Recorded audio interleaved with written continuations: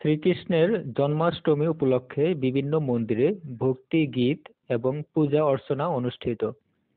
টাঙ্গাইল। আমাদের নিজস্ব প্রতিনিধি বিপ্লব সরকারের পাঠানো তথ্য ও ভিডিও চিত্রে বিস্তারিত। 26শে আগস্ট রোজ সোমবার 2024 শ্রীকৃষ্ণের জন্মাষ্টমী উপলক্ষে কালিহাতী উপজেলার বিভিন্ন মন্দিরে ভক্তি গীত এবং পূজা অর্চনা অনুষ্ঠিত হয়। তার মধ্যে কালিহাতী জয় কালীবাড়ি মন্দির, ব্রহ্মচারী পাগল রামগোপাল আশ্রম, ছোট নিশ্চিন্তপুর ইস্কন মন্দির উল্লেখযোগ্য। কালিহাতী জয় কালীবাড়ি মন্দিরের সাধারণ সম্পাদক মানিক সাহা চৌধুরী বলেন, দেশের এই বিরাজমান বন্যা পরিস্থিতির কারণে আমাদের অনুষ্ঠান সংক্ষিপ্ত করে আমরা কোনো র্যালির আয়োজন না করে অর্থ বানবাসী মানুষের জন্য সহযোগিতা করতে মনস্থ করেছি।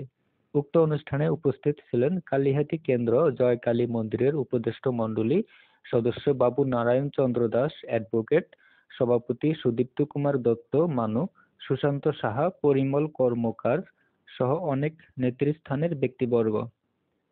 ছোট নিশ্চিন্তপুর ইস্কন মন্দিরে উপস্থিত ছিলেন মন্দিরের ভূমিদাতা আনন্দ মোহন ঘোষ, গীতা পাঠ করেন গোপাল কৃষ্ণ দাস, সভাপতি প্রকাশ দাস, সম্পাদক অমল দাস, কোষাধ্যক্ষ নিরঞ্জন দাস এবং ইস্কন মন্দিরের ভক্তবৃন্দ। এখানে রাত 8টায় শ্রীকৃষ্ণের অভিষেক অনুষ্ঠান অনুষ্ঠিত হয়। ভক্তদের মাঝে প্রসাদ বিতরণ করা হয়। BN24 TV, Tangail.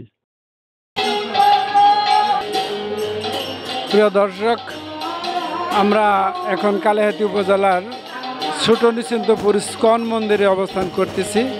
এখানে ভক্তদের কাছ থেকে যেটুকু জানতে পেরেছি, এরা সম্পূর্ণ ঘরোয়া পরিবেশে কোনো র্যালি এবং বড় রকমের কোনো আরতি বা খরচের দিকটা বিবেচনা করে ওনারা আজকে ঘরোয়াভাবে এই অনুষ্ঠানটা কাটিয়ে দিচ্ছেন। শ্রীকৃষ্ণের জন্মাষ্টমী উপলক্ষে যে অনুষ্ঠানটা এখানে হচ্ছে আমরা দেখতে পাচ্ছি। দর্শক, ভক্তদের মুখে আমরা যতটুকু জানতে পেরেছি, এখান থেকে যে উদ্বৃত্ত মানে অনুষ্ঠানের ব্যয় কমিয়ে দেওয়ার পরে যে উদ্বৃত্ত অংশটি এরা ধরে রাখবেন, সেটা বন্যার্তদের মাঝে তুলে দেওয়ার এরা কমিটির পক্ষ থেকে এরা চিন্তাভাবনা নিয়েছেন। আমরা যেটুকু জানতে পেরেছি, সেখানে শ্রীমদ্ ভাগবত পাঠ ইতিমধ্যেই অলরেডি শেষ হয়ে গেছে।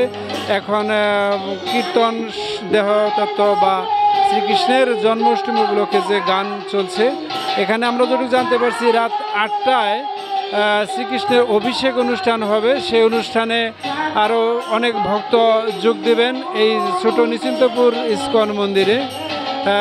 অভিষেক অনুষ্ঠানটি খুব ঘরোয়াভাবে এরা জাঁকজমকভাবে করে নেবে, সেটার সময় দিয়ে ওনারা বেঁধে দিয়েছেন রাত্রি 8টা।